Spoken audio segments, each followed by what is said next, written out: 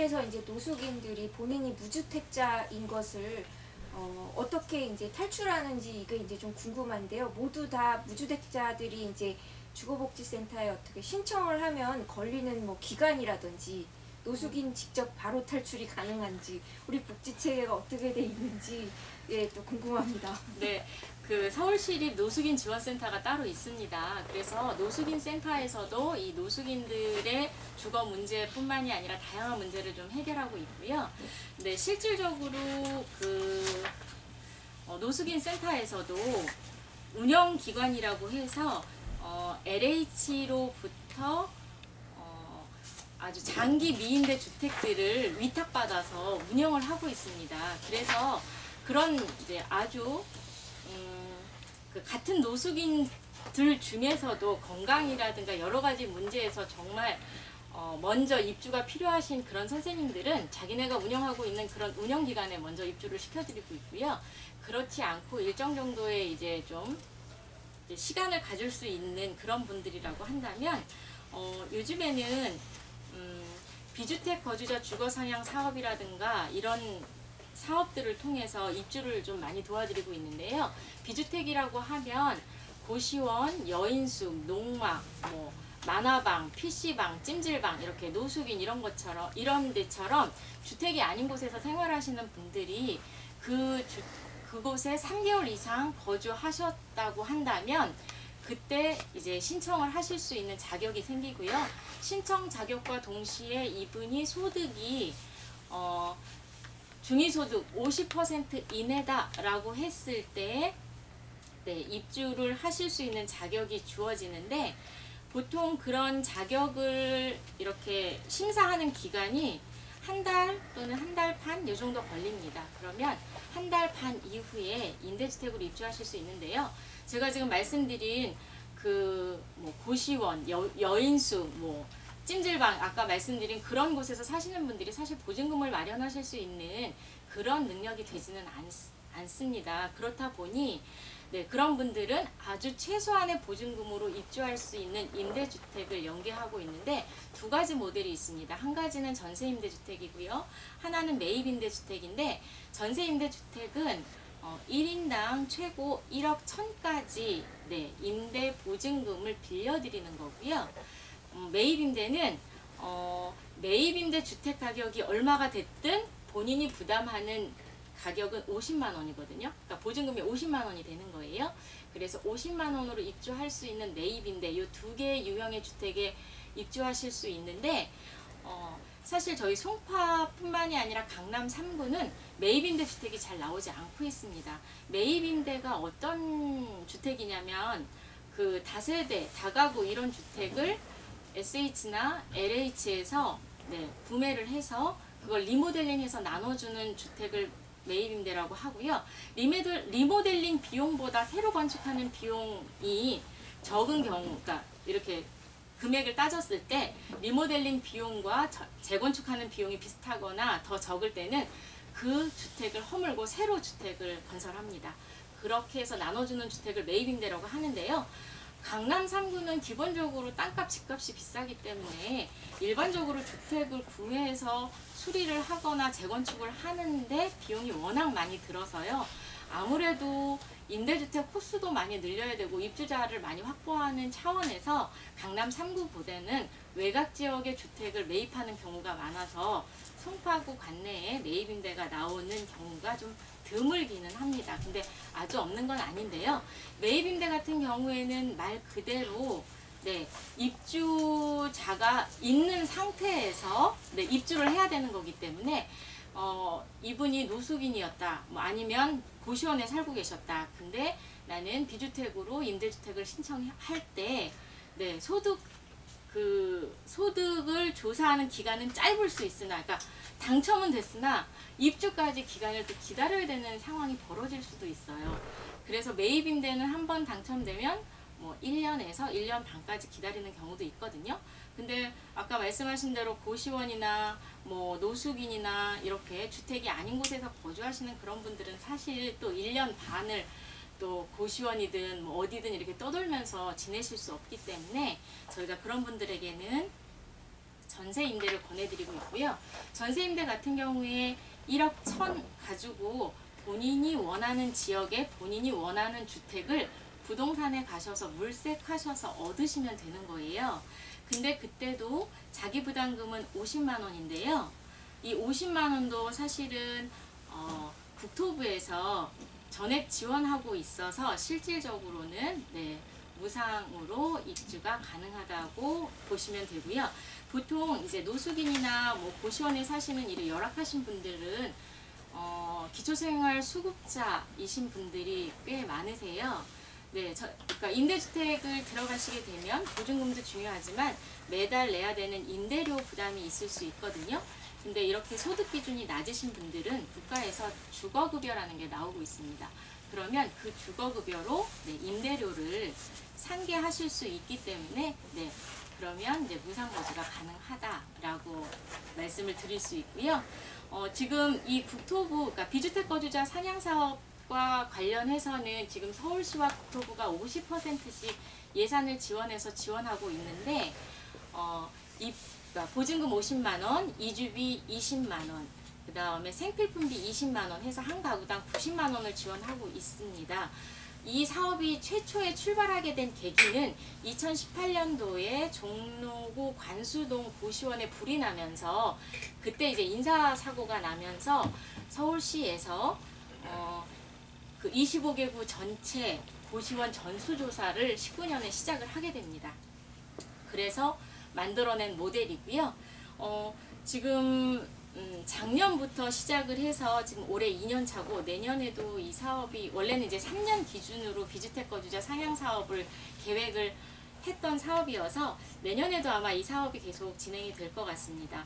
근데 올해 같은 경우 코로나가 좀 심각해지다 보니 그 작년 같은 경우에는 예산이 소진되는 경우가 없었는데 올해는 8월 초에 예산이 소진돼서 8월 이후에 입주하시는 분들에 한해서는 90만 원을 지원할 수 없어서 얼마 전에 저희 주거복지센터에 보증금 50만 원이 부족하시다고 그래서 저희가 보증금을 지원한 사례가 있습니다. 예, 딱 듣기에도 뭐 그러면 안 되겠지만 인생에 있어서 최악의 시나리오가 되면 일단은 우리 서울시에 있는 2개의 노숙인 센터 중에 하나를 결정해서 들어가서 비를 피하고 있다가 한 달 반 정도 신청 기간을 좀 거쳐서 뭐 이제 나와서 자립을 하더라도 또 이제 이 임대주택에 들어가려면 3개월 정도 이상 고시원에서 이제 버텨야 되는 그런 자격을 또 만족시키고 우리가 이제 여러 가지로 상황의 마지막에 가더라도 어떻게 살아야겠다 이런 거를 이제 조금 느끼셨으면 좀 좋겠다 이런 생각을 했고요. 좀 안타까운 거는 지금도 말씀하셨지만 8월 달에 사업비가 모두 소진해서 그 나머지 비용을 우리 시민단체들이 지금 내고 있고 이런 부분들에 대해서 좀 국가가 추경이라든지 더 어려운 사람들을 우선적으로 뭔가 이렇게 생각할 수 있는 이런 행정 제가 이제 뭐 학교에 몸을 담고 있습니다만 차라리 저희 연구비는 덜 주더라도 이런 어떤 우리 급한 일들에 먼저 불을 끌 수 있는 이런 좀 사회적 합의를 이끌어낼 수 있는 그런 공론의 장이 있으면은 같은 세금인데 여기부터 좀 쓸 수 있는 이런 게 좀 아쉽다 이런 말씀을 좀 드리고 싶습니다. 그럼 다시 이제 돌아와서 우리의 어떤 책을 좀 얘기를 해봐야 될 것 같은데요.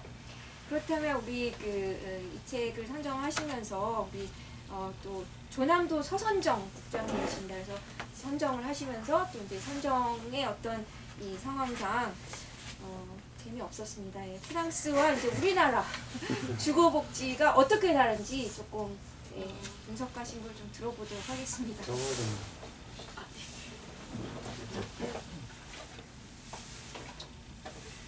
프랑스 같은 경우에는 지자체 내에 일정 기준과 일정 인구수가 넘으면 관할 구역 내 전체 주택의 20%를 사회주택으로 유지합니다. 여기서 사회주택이라고 하면 우리 지금 말하는 공동임대주택이라고 이제 생각을 하시면 됩니다.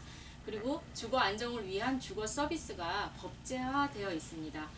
이 법은 2000년 1월에 그 사회연대 및 도시개발법이라고 해서 통과가 됐고요. 그 사회주택 재고 20%를 유지하기 위해서 유지 기간은 20년 정도 걸쳐서 조성을 합니다. 그 외에도 이 주거 안정을 위한 다양한 법들이 프랑스에는 존재하고 있습니다. 그 다음에 두 번째, 프랑스 같은 경우에는 공급 관리 주체가 매우 복잡하게 구성되어 있습니다. 공급 주체는 다양하나 그 산출물에 대한 그 임대주택을 프랑스는 공공임대주택을 HLM이라고 해서 단일화되어 있습니다. 우리나라와 달리 민간에서도 사회주택의 공급과 관리를 합니다. 세 번째는 임대료 보조, 그러니까 주거급여를 말하는데요. 임대료 보조를 100% 전액 지원하지는 않습니다. 프랑스는 그 임대료 보조 제도에서 우리나라랑 좀 차이를 보이는 부분이 한 3가지 정도 있는데요. 첫째는 그 최소 지출의 원칙입니다. 가구 스스로 일정 부분 주거비를 감당할 수 있다는 전제 하에 정부는 어떠한 경우라도 가구의 주거비를 100% 지원하지는 않습니다. 둘째는 한계 지출의 원칙입니다. 가구 그러니까 그 임대료 상승 등 주거비가 증가할 경우 가구의 경제 상황이 매우 좋지 않다 하더라도 새롭게 발생되는 주거비 지출 증가분을 일부분만 정부에서 지원을 하게 됩니다. 셋째로는 소득 대비 주거비 부담 능력의 원칙입니다. 주거비 지출 중 가구가 스스로 부담할 수 있는 수준을 정책적으로 판단해서 이를 기준으로 이제 삼는다는 건데요. 이따 우리나라 주거급여하고 좀 다른 부분에 대해서 이제 우리나라 설명하면서 다시 한번 말씀을 드리도록 하겠습니다. 프랑스는 1995년에 주택 소유권 촉진을 위한 무이자 융자 상품을 도입하여서 주택 소유, 그러니까 주택 구입에도 그러니까 소득에 따라 융자금의 100%에서 50%까지 최대 180개월간 무이자 거치 기간을 인정합니다. 상환 기간은 보통 15년에서 20년까지 전부 동일합니다. 우리나라 주거복지 정책을 좀 말씀드리면, 아까 제가 말씀드린 거를 비교해서 순서대로 말씀드리면, 저희는 재개발, 재건축 시 인허가 조건에 따라서 일정 정도의 임대주택이 포함되어 있습니다. 올 4월 이전까지는 의무 비율이 10%에서 15%로 정해져 있었는데요. 이제는 10%에서 20% 그리고 최대 30%까지 의무 비율을 높일 수 있도록 정하였습니다. 그래서 100가구로 예를 들자면 최대 30가구는 임대주택으로 확보를 해야 되고요. 그건 말 그대로 최대고요. 이제 최소 10가구에서 20가구 정도 안에만 임대주택을 확보하면 건축 허가가 난다는 얘기입니다. 그리고 그 서울시 같은 경우에 가로정비 사업이라는 게 있는데요. 가로정비 사업에 의해서 주택을 신축할 때 용적률이나 건폐율 등을 좀 높여서 늘어난 추가 세대를 임대주택으로 활용합니다. 서울시에서 이제 아무래도 허가를 내주기 때문에 관리 주체가 SH고요. 그 다음에 우리나라는 주거 관련 조례만 사실 존재하고 또 지자체장이 바뀔 때마다 언제든 변경이 가능합니다. 프랑스는 아까 이제 법제화되어 있고 또 주거 지원을 위한 다양한 법들이 있다고 말씀을 드렸는데요. 저희는 사실 주거와 관련해서 어떤 법이 존재하지는 않기 때문에 사실 이제 조례도 이제 지자체장이 바꾸고 싶으면 언제든지 바꿀 수 있는 그런 상황입니다. 두 번째, 임대주택의 유형은 우리나라는 굉장히 다양합니다. 그러나 공급 주체는 공기업 또는 지방공사 등으로 비교적 단순화되어 있습니다. 민간에서는 임대주택의 공급은 하지 않습니다. 대신 임대주택 운영기간이 되면 소규모 임대주택의 관리는 가능합니다. 그 작년까지 운영기간, 그러니까 이거 제가 추가 설명을 좀 드리면 운영기간이라는 곳에서 임대와 이제 관리, 보통 이제 임대료 미납을 책임지는 시스템이었거든요. 그러다 보니까 입주자가 체납을 할 경우에 운영기간이 전부 책임을 지는 그런 모델이었습니다. 그러니까 예를 들면 그러니까 저희 주거복지센터도 운영기간이거든요. 저희 주거복지센터가 만약에 SH로부터 이렇게 임대주택을 한 10가구 정도 받아서 입주와 관리를 하고 있는데 그 10가구 중에 5가구가 계속적으로 체납을 하고 있다. 체납금이 쌓이고 있다. 라고 했을 때 사실 이것을 개인적으로 이제 LH에서 그 체납비를 받는 게 아니고요. 운영기관으로부터 그 체납비를 청구합니다.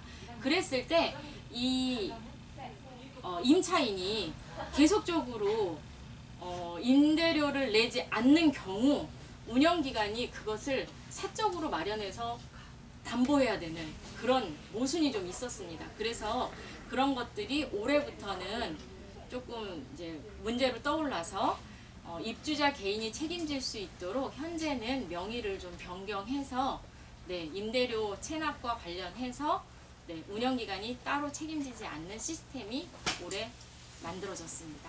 예, 뭐 어쨌든 이제 보면 프랑스와 이제 우리나라의 가장 큰 차이는 프랑스는 공영이나 민영이나 모두 다 이렇게 임대 사업을 할 수 있다는 건데, 예, 우리는 이제 좀 우리나라의 어떤 민간 단체들을 불신하는 이런 게 너무 강하다 보니까 공영인 오직 SH만 이런 사업을 할 수 있다 보니까 이렇게 한 달 반이라는 기간도 걸리고 3개월이라고 하는 신청 기간도 걸리고 배정하고 이러는 행정력이 상당히 오래 들어가는 이런 시간들이 좀 걸린다는 게 이제 사실은 우리 주거복지 사업의 현재의 가장 큰 문제점이다. 저는 이렇게 생각을 하고요.